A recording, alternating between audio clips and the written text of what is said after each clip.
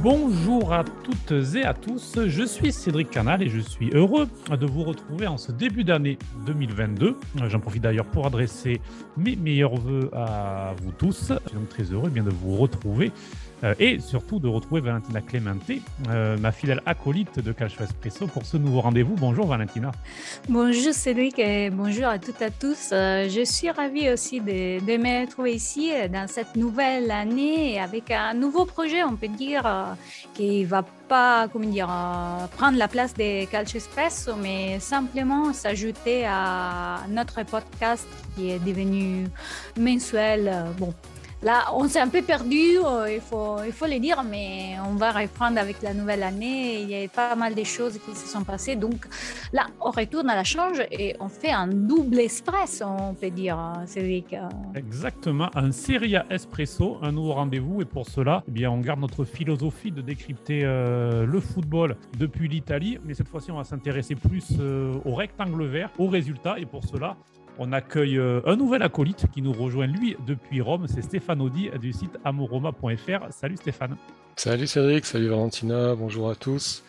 Une très belle année à tous et très content de pouvoir commencer ce nouveau podcast avec vous. Et voilà, j'espère qu'on va passer des bons moments, qu'on va décortiquer un petit peu tout ce qui se passe et qu'on va pouvoir parler de foot italien depuis l'Italie pour les Français. Pour les francophones, pardon. Bien sûr, je suis tout à fait d'accord avec toi. Il faut préciser qu'on sera tous les semaines, les lundis soirs, après-midi soir, selon vos envies. Vous pouvez nous retrouver online sur toutes les plateformes des podcasts. Et je pense que c'est bien aussi de s'adresser al calcio giocato, comme on dit in Italie, mais de le faire toujours avec notre regard un peu détaché, dans le sens que, on va parler un peu de tous, mais on ne va pas exagérer avec les polémiques parce que c'est la chose qui nous contradistingue depuis toujours. Exactement, tout ce qui est polémique d'arbitrage et compagnie, on laissera de côté, on va plus s'intéresser au jeu. Et on va justement commencer pour ce premier numéro par le choc du week-end. Un choc qui a particulièrement intéressé Stéphane, qui était à l'Olympico hier soir pour amoroma.fr, puisque Stéphane suit tous les matchs à domicile des Giallorossi. Il y avait donc ce Roma-Juve, un match incroyable, qui est l'un des matchs les plus haletants depuis le début de la saison de Serie A, très clairement. Donc victoire 4-3 de la Juventus, c'est un scénario vraiment fou, Stéphane, puisque la Roma menait 3-1 et en 7 minutes, patatras, 4-3 pour la Juve, une rimonta, comme on dit en italien, une remontada pour reprendre le terme devenu célèbre depuis le Barça. Stéphane, toi qui étais au stade justement, est-ce que tu peux nous faire vivre au-delà du football, on aura l'occasion d'y revenir avec Valentina, mais déjà le niveau émotionnel de cette soirée? Effectivement, c'était une soirée assez spéciale parce que on connaît la Roma, on connaissait les absences qu'il y avait et la forme du moment. Donc on démarre le match en attendant pas grand-chose, se disant qu'un nul ou une victoire, une victoire serait très bien. Un nul, allez, pourquoi pas si vraiment la Roma est en difficulté. Et puis le match commence et la Roma fait le jeu, la Roma a le contrôle du ballon, la Roma mène la vie dure à la Juventus qui est pratiquement inexistante sur la première mi-temps. Et puis on arrive à la mi-temps à un partout. On se dit qu'on connaît la Roma et qu'on va attendre de voir comment elle entame la deuxième partie du match. Et là, elle continue sur sa lancée. Et comme tu dis, on arrive à 3-1 assez rapidement. Enfin, à la 52e, on est à 3-1. Et là, d'un côté, on se dit, c'est bon, c'est le bonsoir, la Roma va tenir, Mourinho va faire ce qu'il faut. Et plus les minutes passent, plus tu te dis, il faut que le quatrième arrive parce qu'un but de la Juve, c'est 3-2. Après, on connaît les travers de la Roma et ça peut vite partir dans l'autre sens. Et malheureusement, l'histoire se répète comme souvent à Rome. Et en 7 minutes, tout change. Et la Roma, qui a fait le match parfait pendant 70 minutes, s'écroule sur les 20 dernières minutes et perd donc ce match 4-3. Mais c'est lesquels les points clés, parce que vu qu'on est à notre premier épisode, on n'a pas parlé de ça avant, de cette première partie de saison. Je veux dire, si à ton avis, c'est lesquels vraiment les points clés qui fait que la Roma, ça se perd tout seul, c'est une question de, je veux dire, des manques de niveau d'équipe, c'est des absents, c'est Mourinho qui n'a pas trouvé encore la cadre. Ben, je pense que c'est un travail qui va être plus long que ce que les supporters pensaient. Mourinho nous prévient depuis qu'il est arrivé que ça va prendre du temps. Si on se rappelle la Roma sous Fonseca l'année dernière, la Roma qui menait d'un but ou qui avait un match nul perdait toujours ses matchs. Les joueurs arrêtaient de se battre, c'était assez compliqué. Et là, cette année, on trouve autre chose. On trouve des joueurs qui se battent 90 minutes, on trouve des joueurs qui ont envie, mais il y a toujours quelque chose. Soit c'est techniquement, il y a des erreurs, les joueurs d'un match à l'autre peuvent être très bons comme très mauvais. Et puis le souci, c'est qu'on a beaucoup, enfin, on a un petit banc et on a beaucoup de blessés et d'absents, donc c'est assez compliqué d'avoir comment dire, de la continuité quand tu changes assez souvent. Là aujourd'hui, on est à trois défenseurs depuis un petit moment parce qu'il manque des joueurs pour pouvoir jouer à quatre. Donc on n'est pas dans le système que Mourinho veut, on n'a pas les hommes qu'il faut au bon moment, et en plus de ça, comme il a dit sur la conférence de presse, à 3-1, normalement, il n'y a pas de problème. C'est-à-dire que tu fermes le jeu, tu joues salement s'il faut jouer salement, mais tu dois conserver le résultat. Le match est pratiquement gagné, 70e 3-1, avec les 70 minutes que tu as fait, t'as pas le droit de chuter comme ça. Dégâché. Voilà, t'as pas le droit de gâcher. Sauf que ben, à 3-2, normalement, tu te dis, c'est encore moi qui ai le match en main, je vais fermer, je vais faire ce qu'il faut pour garder le résultat. Sauf que ça, c'est ce que Mourinho se dit. Mais les joueurs, pour eux, à 3-2, ben, c'est des doutes qui s'installent. C'est peut-être aussi un complexe d'infériorité par rapport à d'autres joueurs de la Juve ou de l'équipe. C'est aussi un manque de confiance. Et tout ça fait que ben, les joueurs se perdent. Et pendant 7 minutes, ben, c'est le blackout complet, quoi. La Juve enchaîne et la Roma ne peut pas réagir. Si je peux rebondir, Cédric, juste, n'est-ce pas aussi l'effet que, comme tu disais, depuis le début, Mourinho parle comment dire, des manques qu'il y a dans les effectifs et du fait qu'il veut faire du nettoyage. Parce que là, normalement, il y a des joueurs qui doivent partir et surtout, je veux dire, on, on peut voir une Roma différente à la fin du mois. Alors, il risque d'y Plus avoir équilibré en moins. ouais, il risque d'y avoir pas mal de départs sur forme de prêt, mais des joueurs qui jouent pas beaucoup. En fait, le problème, c'est que Mourinho dit toujours qu'il a 13-14 joueurs dans son équipe. Quand il parle de 13 ou 14, c'est des joueurs qu'il peut interchanger sans faire baisser le niveau de l'équipe. Après, il y a des joueurs, ben, quand il manque un Spinazzola, actuellement, ben, on a juste Reynolds qui joue pas, et on est obligé de mettre un défenseur central sur le côté ou de faire descendre un ailier. Donc voilà, il parle qu'il a 13-14 joueurs. Aujourd'hui, bon, on a eu l'arrivée de Maitland, l'anglais, qui a d'ailleurs été titulaire hier en étant arrivé 24 heures avant la Roma. Donc ça prouve bien les difficultés qu'on a au niveau de l'effectif. Et on devrait avoir l'arrivée de Sergio Oliveira au milieu de terrain. Et je pense que c'est les deux postes où on avait des manques. Ensuite, sinon, quand l'équipe est à 80 ou 100% de son effectif, il n'y a pas de souci de faire une composition. Mais si on prend le match d'hier, il y a Maitland qui a 24 heures à Rome, qui est titulaire. On a Félix qui a 18 ans et qui a joué 250 minutes en Serie A. Il était en Primavera il y a 3 mois, il est titulaire face à la Juve. Et il nous manque Spinazzola qui est toujours pas de retour, Mancini, Karsdorp qui sont suspendus, Zaniolo blessé, El Shaarawy blessé, et après Diawara, Darboe sous une mesure qui sont à la canne.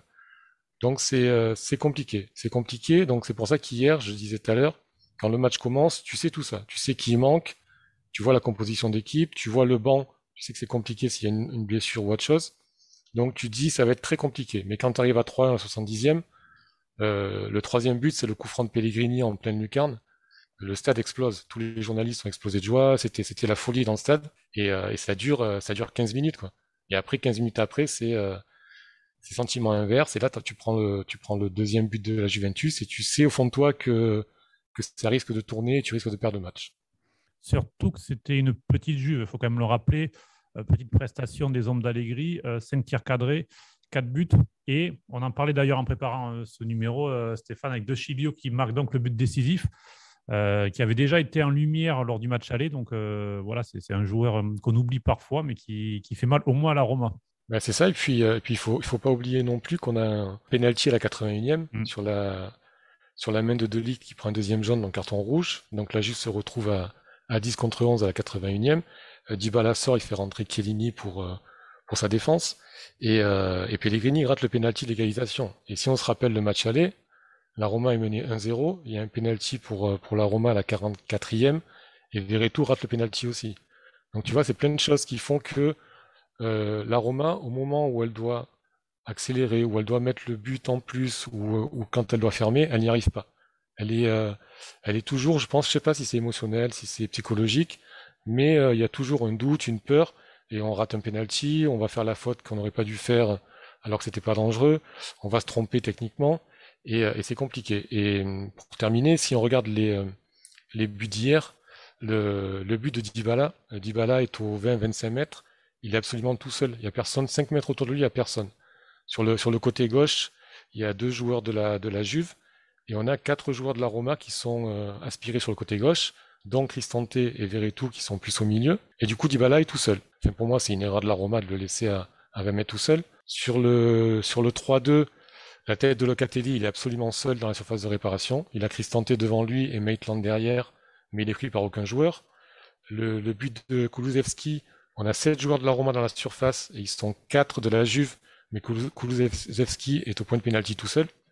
Et ensuite, sur le dernier but, donc le 4e but qui donne la victoire à la Juve, c'est Smalling en dehors de la surface qui intercepte un centre un peu haut et il fait une mauvaise tête qui donne la balle à De Chilio carrément dans la surface de réparation. Donc c'est aussi le problème de la Roma, c'est que quand l'équipe en face est en difficulté, comme tu disais Cédric, c'est une petite Juve, elle montre rien pendant 70 minutes, eh bien, la Roma va aider les équipes en difficulté. On va faire la faute Redonner la confiance. Voilà, et puis tu prends le match contre Milan, c'est Ibanez qui fait une passe en retrait, Giroud récupère la passe parce qu'il avait devancé. Là aujourd'hui, on donne des bons centres à De Chilio dans la surface, alors que c'est pas très dangereux. Enfin voilà, c'est le problème de la Roma. Elle n'arrive pas à terminer ses matchs et elle fait trop de cadeaux, elle fait trop de fautes, elle donne trop de cadeaux à l'adversaire. Et du coup, la Roma donc, a 32 points après 21 journées, comme son voisin, la Lazio. On aura l'occasion de revenir dans quelques minutes sur le match des Laziales à Milan contre l'Inter. Déjà, donc 6 points de retard du coup sur la Juve qui est 5e et 9 sur l'Atalanta qui est 4e du championnat avec un match en retard. Donc l'opération Ligue des Champions, Europa League se complique un peu pour la Roma. On aura l'occasion d'y revenir dans les prochains numéros. Mais pour conclure ce Roma-Juve, on va parler d'un joueur qui a quitté le terrain de façon précoce dans cette rencontre. C'est Federico Chiesa qui est donc sorti. Il s'est blessé tout seul début de match, remplacé par Kulusevski. Il est donc passé les examens ce matin. Et bien, le diagnostic, malheureusement, était celui redouté. Lésion des ligaments croisés du genou antérieur. Intervention chirurgicale dans les prochains jours. Et donc, la saison de Federico Chiesa est terminée. Une mauvaise nouvelle pour la Juve, Valentina, mais aussi pour la sélection, pour la nationale, puisqu'en mars, il y a bien le barrage pour aller à la Coupe du Monde. Et on sait à quel point Federico Chiesa est important dans le dispositif offensif de Mancini. Oui, tout à fait, Cédric. Tu as complètement raison. C'est clair que pour la Juve, qui cherche quand même sa forme en ce moment, soit sur le terrain, soit mental, parce que quand même, on l'a vu aussi contre Naples, qu'il manque quelque chose à cette Juve, et donc cette blessure, ça va sans doute affaiblir et surtout me poser encore des soucis à Allegri. De l'autre côté, ce qui nous inquiète plus comme Italien, si vous me permettez, c'est les manques de Federico pour les barrages, parce que déjà, on n'était pas au top à ce niveau-là. Là, son absence, ça va peser énormément. Donc, Mancini, il a un nouveau défi à relever. C'est clair que ces jours, on voit Scamacca qui marque, qui joue. Il avait déjà la confiance de Mancini. Donc, voilà, là, je pense qu'il va sûrement se mettre dans les titulaires de l'équipe. Mais le problème, c'est que, comme il y a toujours un trou, quelque chose qui manque à cette équipe d'Italie, qui finalement, vu les programmes des barrages, c'est risqué. Et moi, je n'y croyais pas à ces barrages, dans le sens, je pensais qu'on n'allait pas jusqu'à là. Malheureusement, la sorte s'est acharnée sous nous parce que, Avec je veux ces dire, on ne peut pas pénaltys ratés. reprocher. Oui, mais voilà, on voit que Jorginho marque toujours les pénaltys avec Chelsea. Donc là, c'est vraiment quelque chose que, comme on dit en Italie, la nuvola di Fantozzi, que c'est un personnage comique, la nuage qui était toujours sous l'Italie. Après qu'on a gagné l'Euro, voilà, on paye cher et ça va être vraiment très compliqué. Donc à voir. Donc Berardi qui fait aussi une bonne saison avec Sassuolo, bien sûr, qui devrait être son Ouais. remplaçant naturel. Il y a Raspadori qui joue pas mal derrière Et l'attaquant qui d'ailleurs, s'est blessé on ne avec sait pas Scamacca. si Scamacca, parce qu'on avait parlé de lui à la Juve, et cette blessure, ça peut accélérer toute l'histoire. C'est vrai, effectivement. Et Stéphane, un mot aussi sur Zaniolo, qui, tu le disais, était blessé pour ce match et qui a fait une première partie de saison, on va dire, avec des hauts et des bas. On sent que lui aussi, qui a eu une double rupture de ligament croisé 2 fois en 2 ans, il a quand même du mal à retrouver de la régularité, Zaniolo, pour l'instant. Il est toujours un peu blessé. Mais le souci, enfin la peur qu'on avait avec Zaniolo, c'est quand il est revenu, Zaniolo voulait toujours faire 150% de ses capacités. D'ailleurs, ça le desservait parce qu'au final, il voulait en faire trop et c'était pas bon pour l'équipe. Mais on a l'impression qu'il a comme une revanche à prendre où il doit prouver à tout le monde qu'il est vraiment le joueur qu'on attendait. Et donc moi, j'ai l'impression qu'il va toujours un petit peu trop au-delà de ses limites et que ça le dessert. Pour hier, on avait un petit doute parce que la Roma avait annoncé un joueur positif au Covid pour le match d'hier, mais sans divulguer le nom. Et sur la feuille de match, il manquait Zaniolo et El Shaarawy. Donc on avait un petit doute sur les deux. Mais apparemment, d'après les dernières infos, les deux, c'était des problèmes musculaires. Donc c'est pas, il y a un autre joueur qui est positif. Et les deux joueurs sont attendus pour le match contre Cagliari. Donc voilà, donc c'est pas des grosses blessures, c'est plus des fatigues musculaires, des petites alertes. Mais voilà, le problème de Zaniolo, c'est comme tu dis, il a eu 2 fois les croisés, il a eu pratiquement 2 ans sans jouer. Il faut qu'il prenne le temps, il faut pas qu'il essaye de revenir trop vite et de se faire des petites blessures à chaque fois qui vont être préjudiciables pour lui pour la suite. Juste si je peux me permettre par rapport à Chiesa, il faut se rappeler aussi que Chiesa à l'Euro, il est essentiel pour le titre de l'Euro. Donc autant moi ça me pose pas de souci que la Juventus est un attaquant en moins, autant pour l'homme ça me dérange et surtout pour la nationale parce que on va le remplacer par un autre, par Scamacca ou un autre, mais il commençait à prendre du poids dans l'équipe, il fait un très bon Euro et je pense que c'était vraiment un pion très important pour ces barrages. Effectivement, on aura l'occasion d'y revenir fin mars pour les barrages pour la Coupe du Monde avec cette formule demi-finale, puis pour les vainqueurs finales, un possible Italie-Portugal c'est en finale, si jamais les pronostics sont confirmés. On va continuer à parler un petit peu des autres matchs de ce week-end. Revenir par exemple sur le succès de l'Inter qui a repris la première place puisque l'Inter n'avait pas joué jeudi à Bologne. On va aussi revenir en fin d'épisode, mais le Covid qui a créé pas mal de polémiques et de problèmes en ce début d'année 2022 en Serie A. Donc l'Inter n'a pas joué jeudi, s'est présenté à Bologne avec ces scènes qui sont toujours surréalistes, avec l'équipe qui s'entraîne et qui prépare le match comme si de rien n'était, avec la composition d'équipe qui est annoncée. Mais donc pas de match puisque du côté de Bologne, ils étaient bloqués par l'autorité sanitaire locale. Voilà, il y a eu 4 matchs qui ont été reportés jeudi. Donc l'Inter a repris ce dimanche sa route et l'a repris comme elle a terminé 2021. 7 succès de rang pour terminer 2021. Donc un 8e succès, 2-1 contre la Lazio hier. Succès plein de maîtrise, je ne sais pas ce que vous en avez pensé, mais voilà, on a retrouvé une Inter qui vraiment domine. Et puis, petit signal, Bastoni qui a donc marqué et fait une passe décisive. On rappelle qu'il est défenseur central. 16e buteur différent pour l'Inter en Serie A cette saison, Bastoni. 51 buts pour l'Inter, qui est la meilleure attaque du championnat et qui est la meilleure attaque des 5 plus grands championnats avec 51 buts comme City. Donc voilà, c'est assez impressionnant ce que propose l'Inter depuis quelques semaines. On est toujours autour de son entraîneur, je veux dire, les problèmes et la chance peut-être aussi de cet Inter qui était toujours moins tendu avec Inzaghi. Tout le monde pensait qu'il n'allait pas répéter ce qu'il avait déjà fait à la Lazio parce que bon, la Lazio c'était un peu son cocoon. Donc aussi si on lui donnait certaines capacités, voilà, les gens pouvaient penser que c'était plus les contextes que dans l'ensemble de ses capacités réelles. Et l'effet que tu soulignes, l'effet qu'il arrive à faire marquer des différents joueurs, pour moi, c'est un signal très fort, très important sous ses capacités de gérer une équipe qui a pris dans une condition pas évidente du tout parce que, je veux dire, ça semblait la fin de l'Inter et finalement, ils sont toujours là, ils démontrent un jeu capable de faire la différence sur les terrains.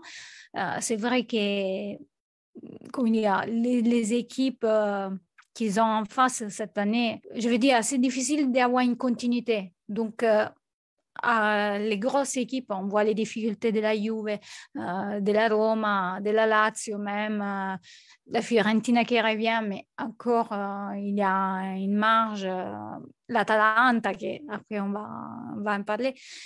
Mais voilà, je trouve que c'est très correct et c'est très important pour marquer la différence et surtout croire. On a vu Lukaku qui presque il était prêt à retourner. C'est vrai que voilà, les départs d'Hakimi, de Lukaku, la perte de Christian Eriksen, et puis bien sûr Antonio Conte qui est parti. On avait annoncé un scénario beaucoup plus compliqué pour l'Inter. Tout le mérite en revient aux dirigeants et à Simone Inzaghi qui ont su bien reconstruire quelque chose. Et donc pour l'instant, l'Inter est donc leader avec un match en retard, un point d'avance sur Milan qui s'est donc imposé 3-0 sur la pelouse de Venise avec Ibrahimovic buteur. C'est donc la 23e année solaire qu'il marque dans l'un des 5 plus grands championnats européens. Il est au niveau de Totti et de Giggs quand même dans l'histoire. Donc voilà, encore une fois, Ibra qui confirme qu'il est toujours à un très haut niveau, qu'il est important pour ce Milan. Et puis Théo Hernandez aussi qui, avec le brassard de capitaine, signe un doublé.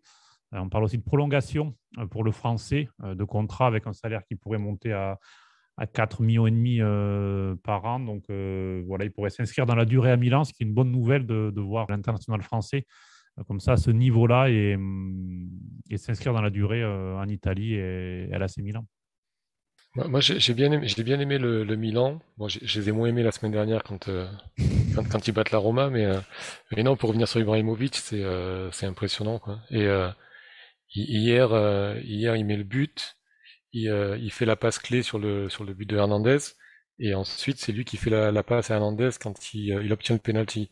Donc il est actif sur les 3 buts, et malgré son âge et malgré tous les gens qui essaient de l'enterrer chaque saison, il est plus fort que ça, et il arrive à chaque fois à surprendre tout le monde et à peser sur le jeu, et non, c'est assez incroyable. Moi, je suis très très fan du joueur et très admiratif de ce qu'il peut encore faire et de ce qu'il prouve chaque week-end. Et pour Théo Hernandez, je suis assez impressionné. Je pensais pas qu'il serait aussi fort à Milan. Capitaine, buteur, il tire les coups francs, il a tiré les corners, impressionnant. Et je pense que Milan devrait rapidement le prolonger et ne pas le laisser partir parce que ça peut être une pièce maîtresse pour les futures années du Milan. Valentina, on peut passer au Napoli qui a donc retrouvé le sourire avec ce succès et un buteur qui est parfois décrié, c'est Andrea Petagna qui malgré tout voilà, fait partie de la rotation et qui est un joueur de complément assez important et qui donc a offert les 3 points au Napoli hier. Finalement, on peut dire qu'il met en jeu tout son poids parce que voilà, souvent il était repris pas pour sa forme, mais vraiment parce que c'est quelqu'un quand même avec une physique très importante, donc difficile. Et hier, bon, il a contredit tout le monde et marquant ses buts. Peut-être au niveau du style, on peut s'améliorer, mais c'était très, très important de faire la différence. Je veux dire, on venait déjà dans les matchs contre la Juve où, comment dire, les matchs nuls, c'était un peu peut-être strict, dans le sens que quand même la Juve il semble toujours un peu diminuer. Ce que je trouve surtout par rapport à la Juve, c'est qu'ils étaient toujours en retard. Ça manquait vraiment. Je veux dire, une fois, ces matchs-là, Napoli l'aurait perdu. Et aujourd'hui, les poids, ils sont changés, dans le sens que la Juve il doit trouver encore sa vraie identité. Et de l'autre côté, le travail qu'a fait Spalletti, et ça, je fais vraiment chapeau, c'est d'avoir construit une vraie équipe. Après, il y a toujours l'histoire de Lorenzo Insigne qui va partir à fin de saison. Et la gestion, c'était pas nickel de toute cette histoire parce que, bon, faire l'annonce juste après les matchs contre la Juve avec un match qui va venir avec la vidéo, c'était pas très classe, on peut le dire. Et surtout, ça va créer des doutes, surtout dans les supporters, sous l'engagement d'Insigne jusqu'à la fin de la saison. Et donc, mais on ne sait pas si, tu sais, il y a les mêmes au début de la saison sur le fait que Spalletti il aurait fait partir aussi Insigne, parce que, comment dire, il a l'habitude. Finalement, je ne pense pas que c'était la faute de l'entraîneur, mais les problèmes, ça vient de beaucoup plus haut. Et donc, voilà. Mais au-delà de ça, j'ai l'impression que au niveau du club à l'intérieur, au niveau des Spalletti et de son team, la situation était bien gérée et il a arrivé à incarner vraiment. Je ne dis pas qu'il fait oublier l'époque des Sarri parce que ça reste un peu mythique, mais vraiment, il est en train de faire un bon travail, d'utiliser tous les joueurs, d'avoir mis en place un turnover qui c'est intéressant, que tout le monde est quand même en forme. On voit aussi les retours de Goulam, que les pauvres aussi, en parlant des blessures, il a eu pas mal de soucis ces dernières années, donc personne n'attendait.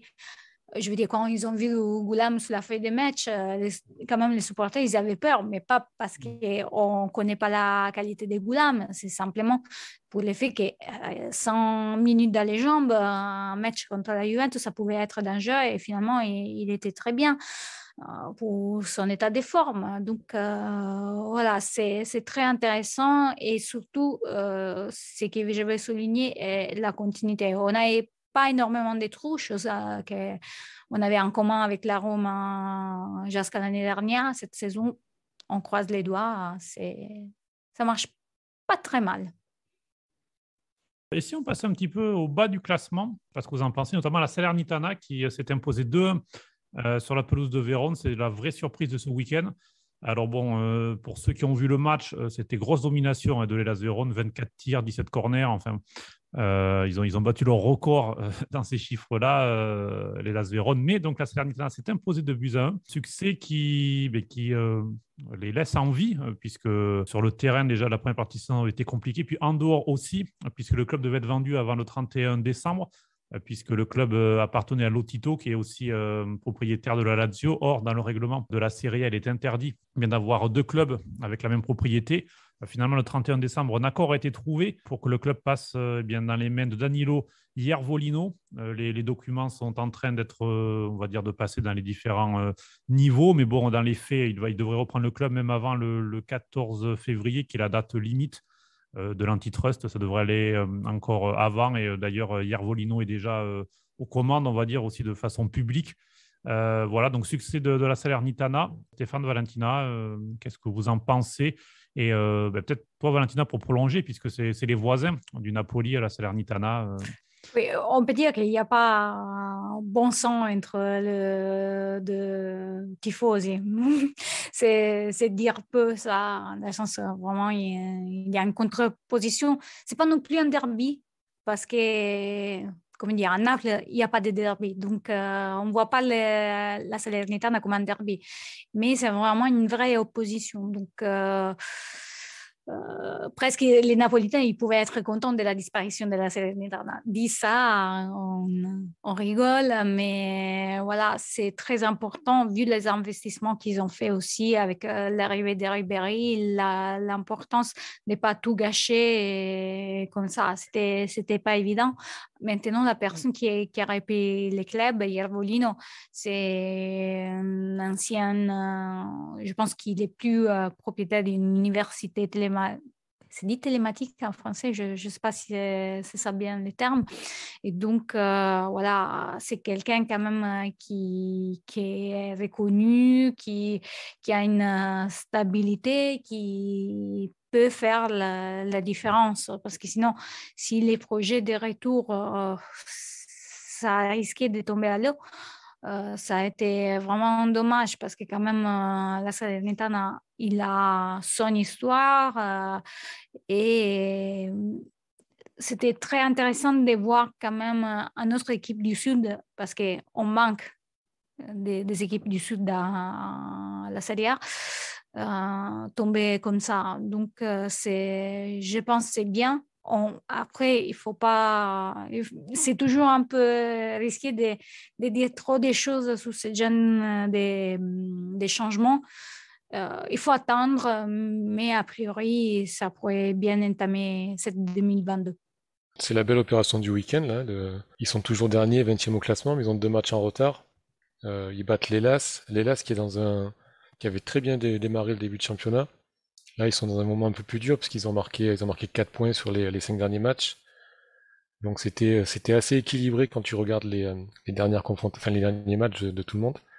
Mais la Salernitana est sur une belle dynamique et la semaine prochaine va être intéressante puisqu'ils reçoivent la Lazio.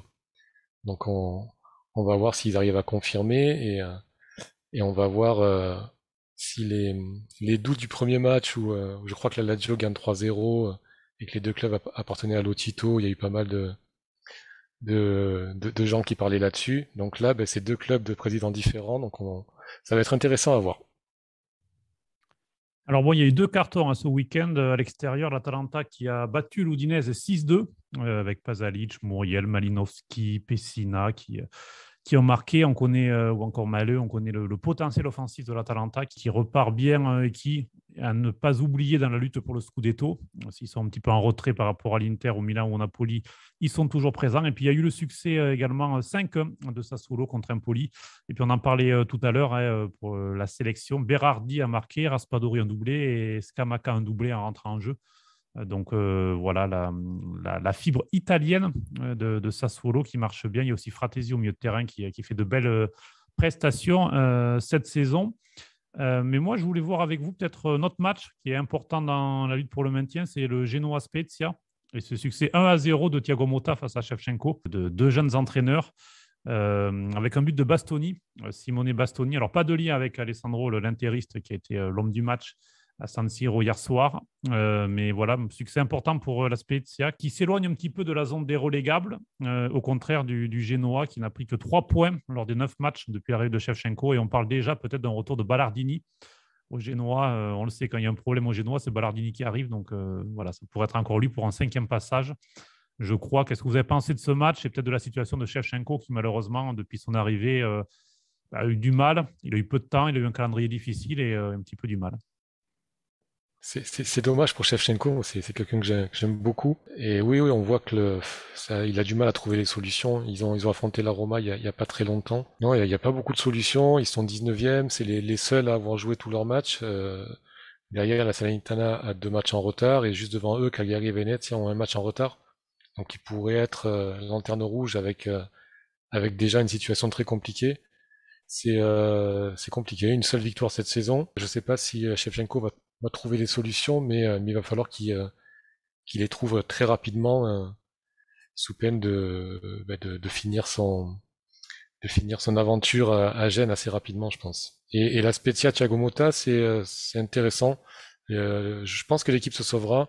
Elle va prendre son rythme et j'aime bien le jeu proposé. Alors que le Genoa, justement, je trouve qu'ils n'arrivent pas à trouver de solution. Il y a des bons joueurs, mais la mayonnaise prend pas.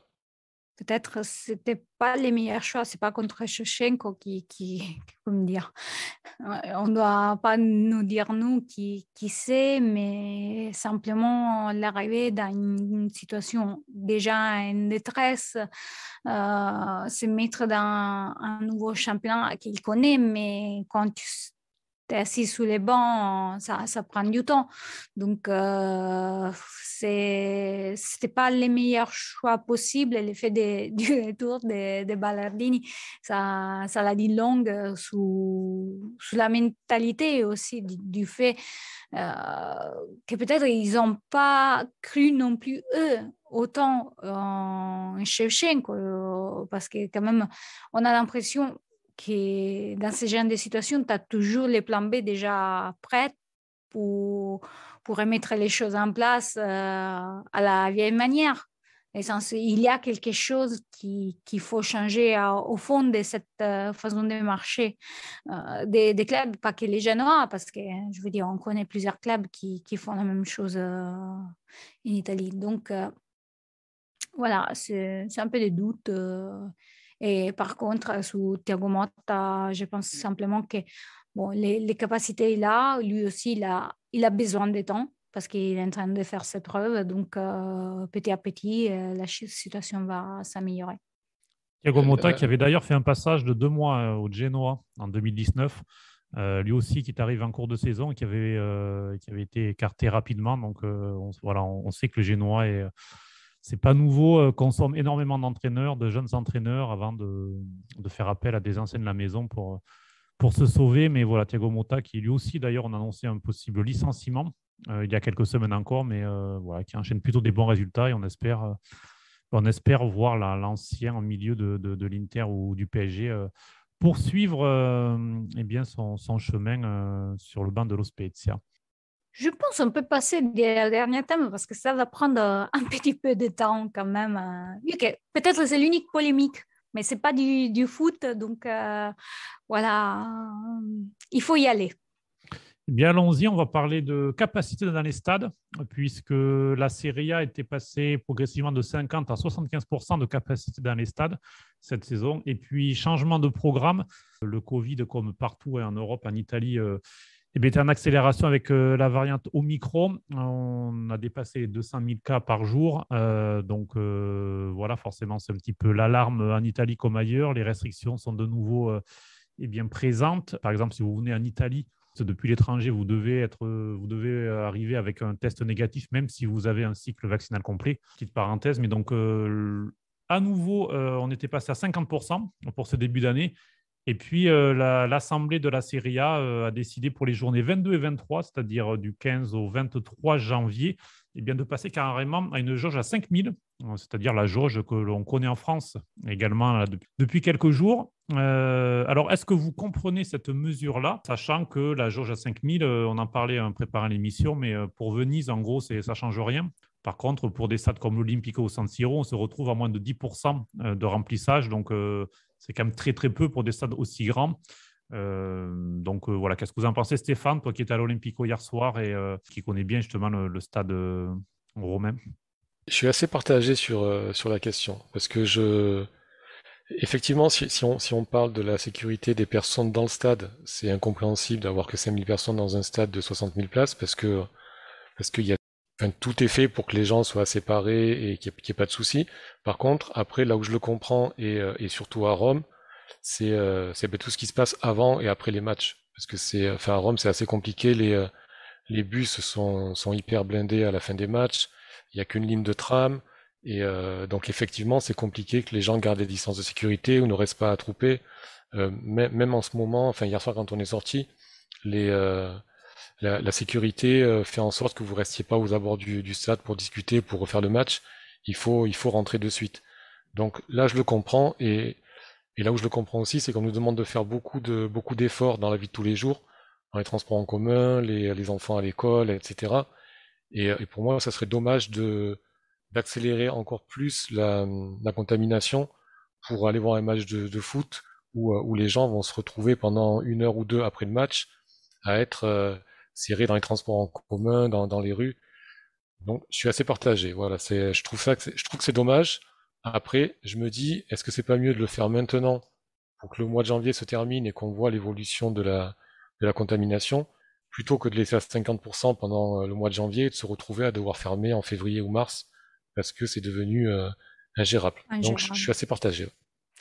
Mais les problèmes que c'est comment dire, sorti sous les lumières, c'est par exemple dans ces stades comme l'Olympique ou les stades de Naples, tous les grands stades, il y en a aussi des petits. Et c'est le cas du stade de Venezia qui a un peu plus de 11 000 personnes. Donc, il va être quand même presque à moitié rempli avec 5 000 places disponibles. Donc, le problème, ce n'est pas la mesure en soi-même d'avoir 5 000 personnes, c'est comment ils sont disposés ces 5 000 personnes. Et selon les... Je veux dire, c'était plus normal aller selon la capacité des stades plutôt que fixer un nombre net des postes dans un stade ou dans un autre, parce que ce n'est pas pour tout le monde pareil. Et je veux dire, il y a quand même les abonnés, il y a plusieurs choses à gérer que ce n'est pas facile d'un jour à l'autre. Et pour parler d'expérience personnelle aussi, donc j'étais moi à San Siro hier soir. C'est vrai que Milan, par contre, est bien équipé entre ligne de tram et métro pour aller au stade. Et le métro, aussi bien l'aller qu'au retour, était vraiment pas rempli. Et c'est vrai que quand on est à 50% de San Siro, ça fait une personne tous les 2 sièges. On arrive à 40 000 personnes plus ou moins. On peut penser que la sécurité des gens est plutôt, parce qu'on est quand même dans un lieu ouvert, faut-il le rappeler, avec le masque qui est obligatoire, bien sûr, avec que des personnes qui ont ce qu'on appelle le Green Pass renforcé en Italie, le pass sanitaire avec 3 doses ou 2 doses de moins de 6 mois. Donc, voilà, on est quand même sur des mesures assez restrictives et ça donne aussi l'impression presque d'un but contre son camp de la part du gouvernement italien et de la Ligue, comme ça, de retourner à des mesures aussi strictes, après avoir demandé quand même pas mal de sacrifices aux gens et de faire confiance qu'avec le vaccin, eh bien, ça va permettre de retrouver une certaine normalité. Il y a aussi ce côté-là qui peut poser problème. Et surtout, il y a des équipes qui n'ont pas tous les joueurs. Je veux dire, on a vu les joueurs de l'Épiphanie.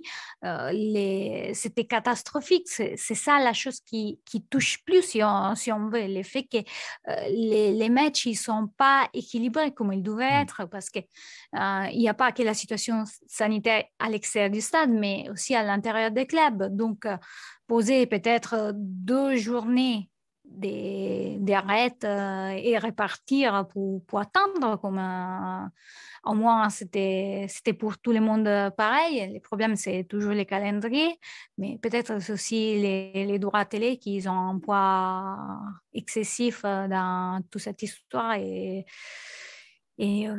voilà, ça pose après des problèmes plus grands qu'on n'arrive pas à résoudre et on fait des bêtises.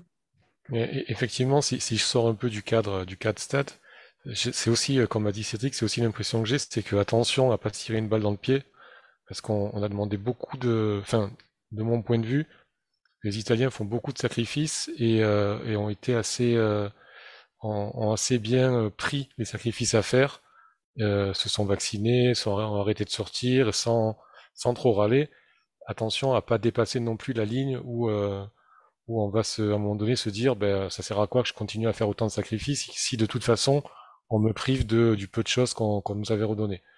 Donc voilà, attention à ça. Et juste la petite aparté, bon, c'est une petite blague, mais c'est à 1000 personnes, il me semble que même à l'Olympico, ça fera un sold out pour la Lazio, il me semble, parce que je crois que c'est leur jauge maximum. Voilà, il fallait que je le dise. Bon, voilà, sous cette blague, je pense qu'on peut terminer, Cédric. Voilà, effectivement. On commence mal. Exactement, on salue nos amis tifosi de la Lazio, bien sûr. D'ailleurs, il y aura donc Salernitana Lazio, et Stéphane le disait tout à l'heure, et puis il y aura un Lazio-Atalanta lors de ces journées à 5000 personnes. Et puis il y aura aussi un Milan-Juve le 23 janvier, donc, qui se jouera à San Siro devant seulement 5000 personnes. Et puis aussi, ce qu'on peut noter, c'est que du coup, la finale de Supercoupe, ce mercredi à San Siro, se jouera devant 50% du stade entre l'Inter et la Juve. Donc là aussi, entre les droits télé, entre les recettes, voilà. On peut parfois avoir un petit peu du mal à suivre certaines mesures, puisqu'on attend que la Supercoupe se joue pour ensuite bloquer à 5000. Mais bon, voilà, c'est un petit détail. On est arrivé à la fin.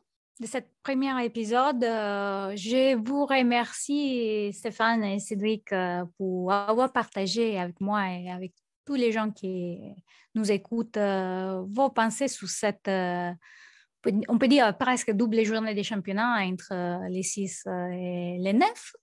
Et on vous donne rendez-vous à la semaine prochaine. Exactement, la semaine prochaine, donc pour revenir sur la 22e journée de Serie A qui commencera ce samedi. Et puis à noter qu'on a parlé de cette 21e journée, mais qui se termine pour les cas de Covid. 2 matchs ont été décalés. Il y a Torino-Fiorentina qui se joue donc ce lundi, au moment approprié où notre numéro sortira. Et puis demain, il y aura un match important pour le maintien pour Cagliari qui reçoit Bologne. Bologne qui a pas mal d'absents encore à cause du Covid. Et puis donc nous, on débriefera la 22e journée. Peut-être encore quelqu'un de plus. Je viens de voir à cette heure-là qu'il y a encore des nouveaux cas. Ils en sont à 8. Et puis donc nous, on reviendra sur la 22e journée en espérant qu'elle se joue de façon normale, sans blocage par les autorités sanitaires ou autres. Entre le 15 et le 17 janvier. Stéphane, merci beaucoup. On rappelle qu'on peut bien sûr suivre toute l'actualité de la Roma sur amoroma.fr, le site. Et puis vous avez aussi des lives sur YouTube ou Instagram régulièrement. Merci Cédric, merci Valentina, merci à tous ceux qui nous écoutent dans cette nouvelle aventure. Et rendez-vous la semaine prochaine pour la prochaine journée. Bonne semaine à tous. Bonne semaine. Ciao. Ciao.